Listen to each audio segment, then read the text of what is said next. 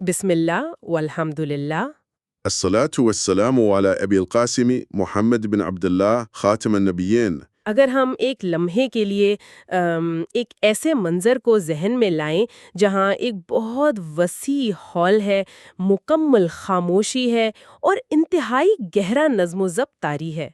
لوگ کندھے سے کندھا ملا کر کھڑے ہیں، ایک قائد کی پیروی کر رہے ہیں اور ماحول بالکل پرسکون ہے. ہاں بالکل، نماز کا منظر. بالکل یہ نماز کا منظر ہے، لیکن اچانک اس بے مثال سکون کے درمیان ایک انتہائی لرزہ خیز انتباہ گونجتا ہے کہ جو شخص دانستہ طور پر اپنے امام سے پہلے سر اٹھاتا ہے، کیا وہ اس بات سے نہیں ڈرتا کہ اس کا سر ایک گدھے کے سر میں تبدیل کر دیا جائے؟ یہ واقعی بہت سخت وارننگ ہے.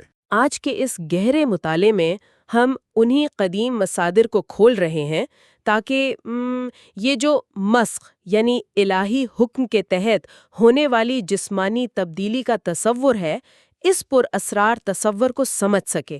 جب ہم ان قدیم حوالوں میں الہی سزاؤں کی سنگینی اور انسان کے جانور بن جانے کے بارے میں پڑھتے ہیں تو دل میں ایک عجیب سی ہیبت طاری ہو جاتی ہے. استغفر اللہ. لیکن ہمارا مقصد کوئی سنسنی پھیلانا نہیں ہے. بالکل نہیں، بلکہ ان بظاہر سخت فیصلوں کے پیچھے جو انسانی نفسیات اور کائناتی قوانین ہیں انہیں سمجھنا ہے.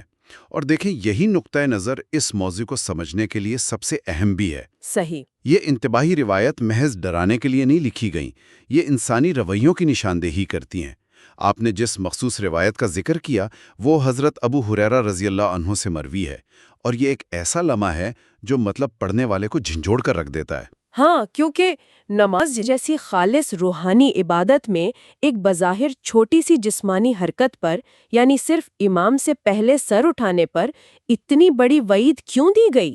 اسی کو سمجھنے کے لیے ہمیں ان مصادر کی گہرائی میں جانا پڑے گا. اگر ہم اس منظرنامے پر غور کریں تو یہ بالکل ایسا ہے جیسے کسی بہت بڑے اور منظم آرکیسٹرا میں کوئی ایک موسیقار کنڈکٹر کے اشارے سے پہلے ہی اپنی دھن بجانا شروع کر دے. ارے واہ، یہ بہت شاندار تشبیہ ہے نا؟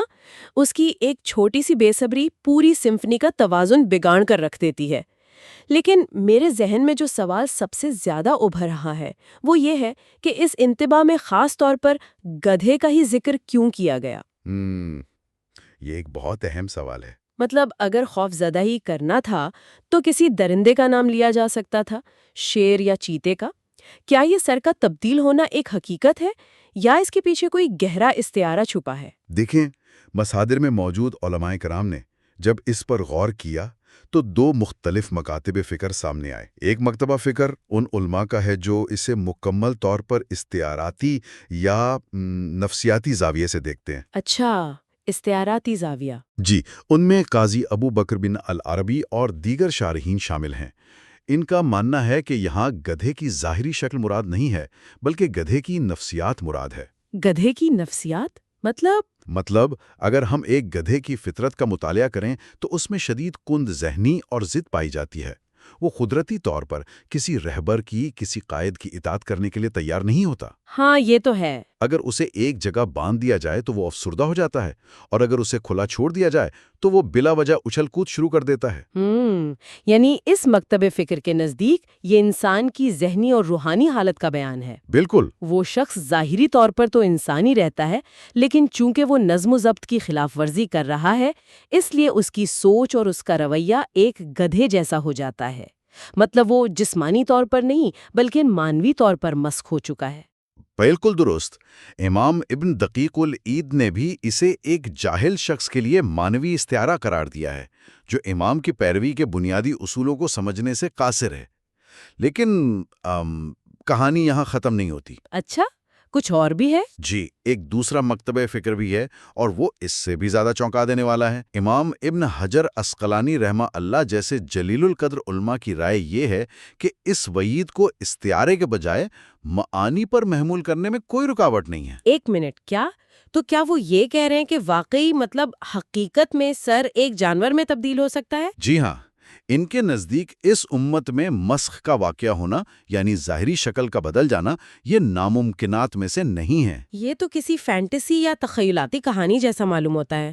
مطلب کیا واقعتاً ایسا ہو سکتا ہے؟ بالکل ہو سکتا ہے، اور ذرائع میں ایک اور روایت بھی موجود ہے جس میں سر کے کتے کے سر میں تبدیل ہونے کا ذکر بھی کیا گیا ہے۔ کتے کے سر میں؟ ہاں، اس مکتبہ فکر کی دلیل یہ ہے کہ جب انسان کا گناہ اس کی انسانیت اور عقل کے بنیادی تقاضوں کو پامال کر دے تو قانون الہی اس کی ظاہری شکل کو اس کے باطن کے مطابق تبدیل کر سکتا ہے۔ یعنی گناہ کی شدت کا انجام یہ ہو سکتا ہے کہ انسان اپنی اشرف المخلوقات کی حیثیت کھو کر حقیقت میں ایک جانور کے درجے پر گر جائے۔ استغفر اللہ، یہ تصور استعارے سے کہیں زیادہ ہلا دینے والا ہے۔ یہ تو واقعی ہوش اڑا دینے والی بحث ہے، لیکن ایک عام انسان جب اس پر سوچتا ہے تو یہ سوال پیدا ہوتا ہے کہ اگر یہ سزا اتنی ہی حقیقی ہے تو ہمیں آج کے دور میں کوئی ایسا انسان نظر کیوں نہیں آتا جو واقعی گدھا یا کتا بن چکا ہو؟ یہ بجا سوال ہے۔ کیا یہ صرف مستقبل کے کسی عذاب کی طرف اشارہ ہے یا انسانی تاریخ میں کبھی ایسا واقعتاً ہو چکا ہے؟ دیکھیں، تاریخ انسانی میں اس کی واضح اور ناقابل تردید مثالیں موجود ہیں۔ قدیم حوالوں میں خاص طور پر قرآن مجید کی سورۃ البقرہ، الاعراف اور المائدہ میں اس کا تفصیلی ذکر ملتا ہے۔ اچھا، وہ اصحاب السبت کا واقعہ؟ جی بالکل، اصحاب السبت یعنی وہ لوگ جنہوں نے ہفتے کے دن کی حرمت کو پامال کیا، ان پر ہفتے کے دن مچھلیاں پکڑنے کی پابندی تھی۔ ہاں، تو انہوں نے کیا کیا؟ انہوں نے بظاہر قانون نہیں توڑا بلکہ ایک ہیلا تراشا، ایک شارٹ کٹ۔ کس قسم کا ہیلا؟ وہ جمعے کی شام کو سمندر میں جال اور رکاوٹیں لگا دیتے۔ مچھلیاں ہفتے کے دن ان جالوں میں پھل جاتی اور اتوار کی صبح وہ اطمینان سے انہیں نکال لیتے۔ مطلب ٹیکنیکلی طور پر وہ اتوار کو کام کر رہے تھے۔ بظاہر تو یہی لگ رہا تھا، لیکن حقیقت میں وہ الہی قانون کو دھوکہ دے رہے تھے، اور اس چالاکی پر انہیں دھتکارے ہوئے بندر بنا دیا گیا۔ یہیں پر میں روکنا چاہوں گی آپ کو۔ اس واقعے میں سزا کے طور پر خاص بندر ہی کیوں چنا گیا؟ اس کے پیچھے کیا منطق تھی؟ یہی تو وہ نقطہ ہے جہاں الہی عدل کی گہری حکمت سامنے آتی ہے۔ دیکھیں، انہوں نے جو ہیلا کیا اس میں انہوں نے ظاہر کو بالکل انسانوں کی طرح رکھا مگر باطن میں نافرمانی کی۔ صحیح۔ اب بندروں کی حیاتیاتی ساخت پر غور کریں۔ وہ بظاہر انسانوں سے بہت مشابہت رکھتے ہیں۔ وہ شکل و صورت اور حرکات میں انسانوں کی نقل کرتے ہیں، لیکن ان کے اندر انسانی روح، عقل اور اخلاقیات نہیں ہوتی۔ ارے واہ، یہ تو بہت گہری بات ہے نا؟ چونکہ ان لوگوں کا عمل بظاہر اطاعت گزاروں جیسا تھا مگر باطن جانوروں جیسا، اس لیے انہیں ایک ایسی مخلوق میں تبدیل کر دیا گیا جو باہر سے انسان جیسی دکھتی ہے مگر اندر سے جانور ہے۔ اور یہ تبدیلی کوئی لاکھوں سالوں کا ارتقائی عمل نہیں تھا۔ تو پھر کیسا تھا؟ ذرائع بتاتے ہیں کہ یہ تکوین کا عمل تھا، یعنی جیسے ہی الہی ارادہ ہوا وہ اسی لمحے بس پلک جھپکتے میں بندر بن گئے۔ یہ بہت حیرت انگیز ہے، یعنی ان کے جرم کی نوعیت کے عین مطابق ان کی سزا کی شکل بھی ویسی ہی تخلیق کی گئی۔ بالکل۔ لیکن میں نے ذرائع کے ان نوٹس میں چوہوں کے حوالے سے بھی ایک انتہائی پراسرار واقعہ پڑھا ہے۔ وہ کیا ماجرا ہے؟ وہ مصادر کا شاید سب سے زیادہ تجسس پیدا کرنے والا حصہ ہے۔ ایک روایت کے مطابق بنی اسرائیل کی ایک قوم گمشدہ ہو گئی تھی اور کسی کو نہیں معلوم تھا کہ ان کے ساتھ کیا ہوا۔ اچھا۔ نبی کریم صلی اللہ علیہ وسلم نے ایک موقع پر فرمایا کہ میرا گمان یہ ہے کہ وہ قوم چوہوں کی شکل میں مسخ کر دی گئی تھی۔ چوہوں کی شکل میں؟ کیسے پتا چلا؟ اس کی نشانی بہت عجیب بتائی گئی۔ فرمایا کہ اگر ایک چوہے کے سامنے اونٹنی کا دودھ رکھا جائے تو وہ اسے قطعی نہیں پیتا، لیکن اگر اس کے سامنے بکری کا دودھ رکھا جائے تو وہ پی لیتا ہے۔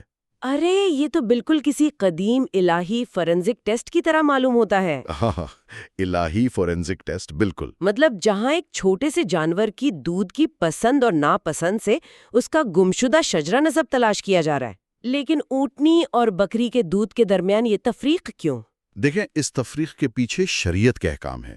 بنی اسرائیل پر اونٹ کا گوشت اور اس کا دودھ حرام تھا، جبکہ بکری کا دودھ ان کے لیے حلال تھا۔ اچھا جی، تو جب چوہا اونٹنی کے دودھ سے کتراتا ہے تو وہ دراصل اپنے اندر موجود اس قدیم جبلت کا اظہار کر رہا ہوتا ہے جو ان پر شریعت میں نافذ تھی۔ حیران انگیز۔ اور حضرت ابو ہریرہ رضی اللہ عنہ سے یہ روایت سن کر کعب احبار رضی اللہ عنہ نے، جو کہ پچھلی کتابوں کے بہت بڑے عالم تھے، انہوں نے انتہائی حیرت سے پوچھا تھا کہ کیا یہ بات براہ راست رسول اللہ صلی اللہ علیہ وسلم سے سنی گئی ہے، کیونکہ یہ تورات کے حوالوں سے 100% مطابقت رکھتی تھی۔ مطلب دوسری کتابوں میں بھی اس کا ذکر تھا۔ بالکل۔ اور صرف یہی نہیں، ایک اعرابی نے آ کر ایک رینگنے والے جانور گوہ کے بارے میں پوچھا کہ کیا اسے کھایا جا سکتا ہے۔ آپ صلی اللہ علیہ وسلم نے شدید احتیاط برتی اور فرمایا کہ بنی اسرائیل کا ایک قبیلہ زمین پر رینگنے والے جانوروں میں مسخ ہو گیا تھا، اور مجھے اندیشہ ہے کہ یہ جانور کہیں اسی قبیلے کی نسل سے نہ ہو۔ یہ تو بہت گہری احتیاط ہے۔ جی، جب ہم پچھلی قوموں کے اس دردناک انجام اور الہی غضب کی اس شدت کو دیکھتے ہیں تو استغفر اللہ، یہ احساس ہوتا ہے کہ قانون قدرت کس قدر بے نیاز اور سخت ہو سکتا ہے۔ واقعی یہ تمام تاریخی حقائق جان کر گفتگو مطلب ایک اور منطقی موڑ لیتی ہے۔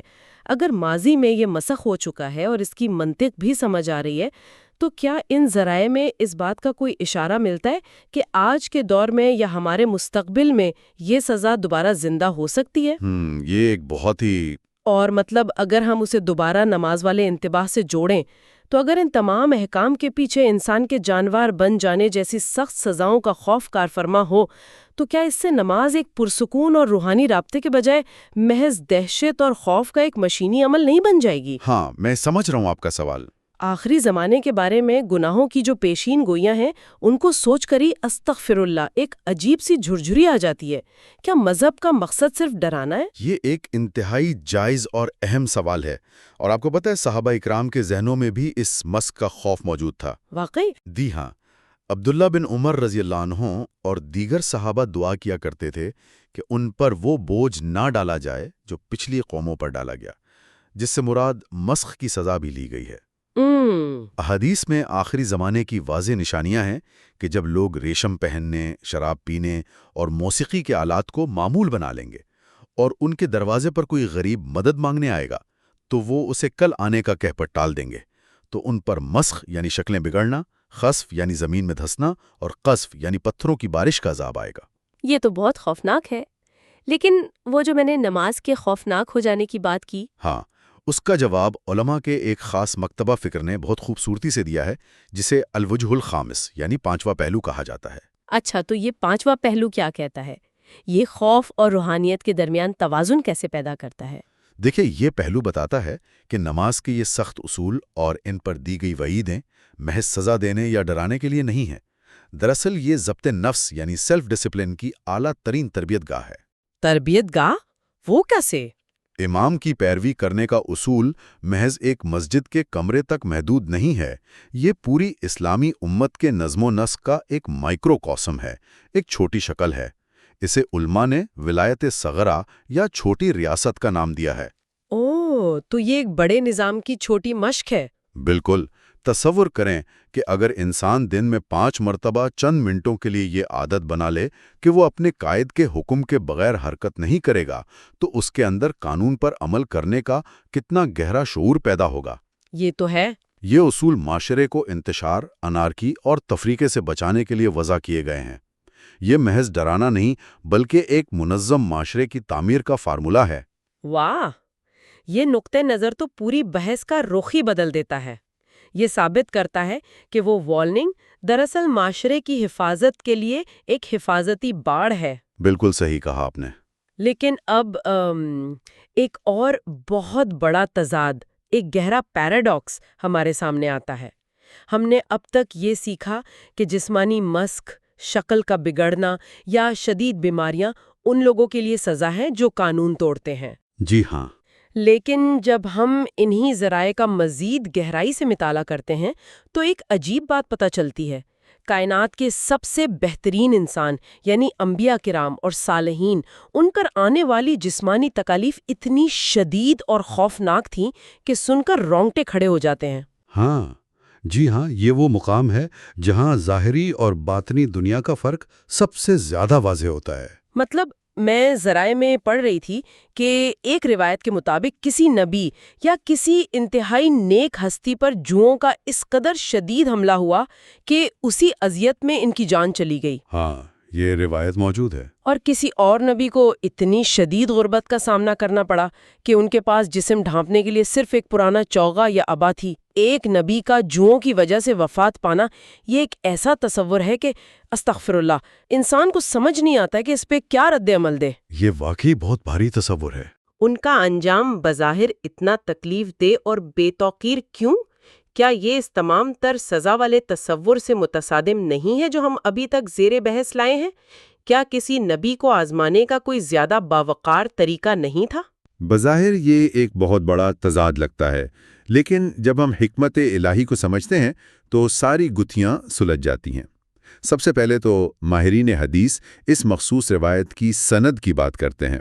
اچھا، سند میں کوئی بات ہے؟ مستدرک حاکم میں موجود اس روایت کے بارے میں یہ امکان ہے کہ شاید یہ انبیاء کے لیے نہیں بلکہ صالحین یا امت کے نیک لوگوں کے بارے میں ہو، لیکن اصول اپنی جگہ اٹل رہتا ہے۔ کون سا اصول؟ جس کا ذکر صحیح احادیث میں ہے کہ الانبیاء اشد بلا، یعنی انبیاء کی آزمائش سب سے سخت ہوتی ہے۔ اچھا، تو حضرت ابو سعید خدری رضی اللہ عنہ نے جب نبی کریم صلی اللہ علیہ وسلم پر بخار کی شدت دیکھی تو حیرت سے کہا کہ آپ پر تو ہاتھ رکھنا بھی مشکل ہو رہا ہے۔ اس پر آپ صلی اللہ علیہ وسلم نے فرمایا تھا کہ ہمیں عام لوگوں کی نسبت دوگنا درد ملتا ہے تاکہ ہمارا اجر بھی دوگنا ہو سکے۔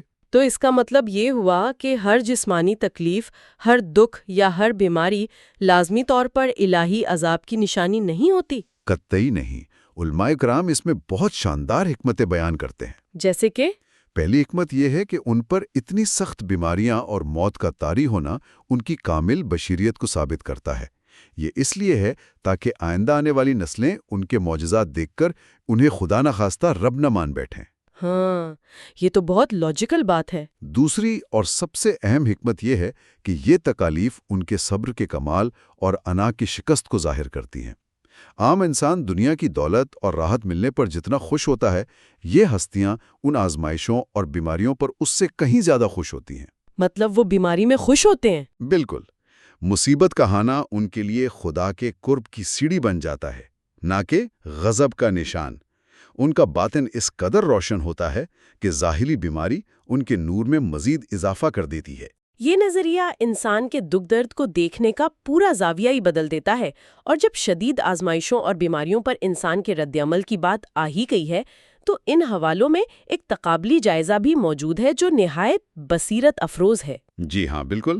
یہ جائزہ دکھاتا ہے کہ مختلف قدیم صحائف ان آزمائشوں پر کس طرح کا رد عمل پیش کرتے ہیں۔ اگر ہم حضرت ایوب علیہ السلام کی مثال لیں، جنہیں تاریخ میں ضرب المثل صبر والا مانا جاتا ہے، تو مصادر میں قرآن اور بائبل دونوں کا موازنہ پیش کیا گیا ہے۔ بالکل، اور یہ موازنہ ہمیں بتاتا ہے کہ عقیدہ کس طرح انسانی رویے کو ڈھالتا ہے۔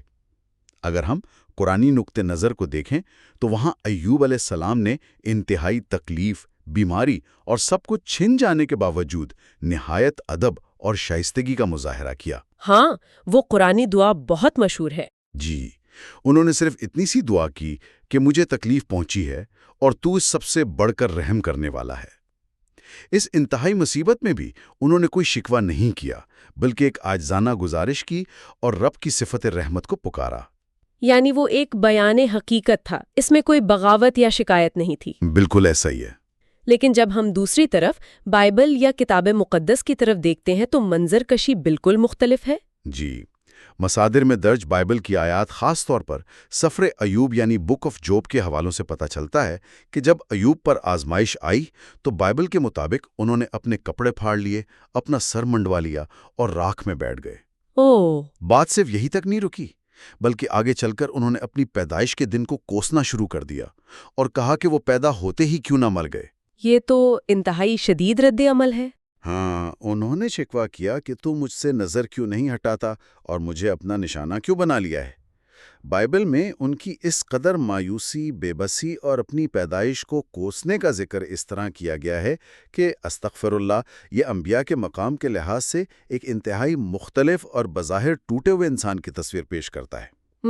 یہاں غور طلب بات یہ ہے کہ کوئی بھی معاشرہ مصیبت کا سامنا کیسے کرتا ہے، اس کا انحصار اس بات پر ہے کہ اس کی کتابوں میں اس کے ہیروز نے مصیبت کا سامنا کیسے کیا۔ کیا بات ہے! بالکل صحیح کہا آپ نے۔ مطلب اگر کسی معاشرے کے سامنے یہ تصور پیش کیا جائے کہ ان کا آئیڈیل شخص تکلیف میں کامل صبر کا نمونہ بنا رہا تو ایک عام انسان بھی اپنی چھوٹی موٹی بیماریوں کو درجات کی بلندی کا زینہ سمجھ کر برداشت کر لے گا۔ جی، لیکن اگر معاشرے کا آئیڈیل ہی مصیبت کے بوجھ تلے ٹوٹ کر اپنی پیدائش کو کوسنے لگے تو عام انسان کی قوت برداشت تو فوراً جواب دے جائے گی نا۔ یہ ایک انتہائی شاندار تجزیہ ہے۔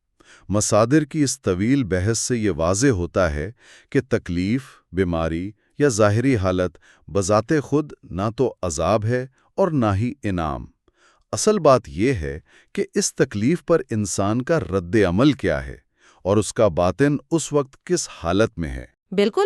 باطن کا کھوٹ ظاہر کو جانور بنا سکتا ہے اور باطن کی پاکیزگی ظاہری بیماری کو نور بنا سکتی ہے۔ اگر ہم آج کی اس طویل اور گہری گفتگو کو سمیٹیں تو ہم نے واقعی ایک بصیرت افروز سفر طے کیا ہے۔ ہم نے نماز کے پرسکون ماحول میں دیے گئے اس انتباہ سے آغاز کیا کہ کیسے قانون کی خلاف ورزی انسان کی نفسیات اور شکل کو گدھے میں بدل سکتی ہے۔ جی، ہم نے اصحاب السبت کے ہیلوں کو دیکھا کہ کیسے ان کی چالاکی نے انہیں بندر بنا دیا کیونکہ ان کا باطن ان کے ظاہر سے مطابقت نہیں رکھتا تھا۔ اور پھر ہم نے انبیاء کی ان کٹھن مگر صابرانہ آزمائشوں کا تقابلی جائزہ لیا جنہوں نے یہ ثابت کیا کہ تکالیف انسان کو توڑنے کے لیے نہیں بلکہ اسے نکھارنے کے لیے بھی آ سکتی ہیں۔ بالکل، اور اس تمام سفر کا نچوڑ یہی ہے کہ انسانیت محض ایک ظاہری شکل کا نام نہیں ہے بلکہ یہ ایک شعوری اور اخلاقی حالت کا نام ہے۔ جب ہم نظم و ضبط اور قانون الہی کی پابندی کرتے ہیں تو ہم اپنی اس انسانیت کی حفاظت کر رہے ہوتے ہیں۔ درست کہا۔ اور اسی مقام پر میں سننے والوں کے لیے ایک سوال چھوڑنا چاہتی ہوں جس پر غور کرنا ہم سب کے لیے بے حد ضروری ہے۔ جی فرمائیں۔ آج کے اس جدید دور میں ہم بظاہر جسمانی طور پر تو جانوروں میں مسخ نہیں ہو رہے، ہماری شکلیں تبدیل نہیں ہو رہیں، لیکن اگر ہم اپنے ارد گرد کے معاشرتی انتشار، بے حسی اور اخلاقی گراوٹ کو دیکھیں تو کیا یہ سب اس مانوی مسخ کی نشانیاں تو نہیں جن کا ذکر علماء نے گدھے کے استعارے میں کیا تھا؟ یہ بہت گہرا سوال ہے۔ کیا ایسا تو نہیں کہ ہم انسانوں کے جسموں میں رہتے ہوئے خود غرضانہ اور حیوانی خصلتیں پال رہے ہیں اور ہمیں اس کا ادراک بھی نہیں؟ جب ہم اپنی روزمرہ کی زندگی، کوتاہیوں اور اخلاقی کمزوریوں کا گہرائی سے جائزہ لیتے ہیں تو بے ساختہ استغفر اللہ زبان سے نکلتا ہے اور یہ محسوس ہوتا ہے کہ اپنا محاسبہ کتنا ضروری ہے۔ بے شک محاسبہ بہت ضروری ہے۔ ھذا ما عندی واللہ ورسولہ اعلم بالصواب۔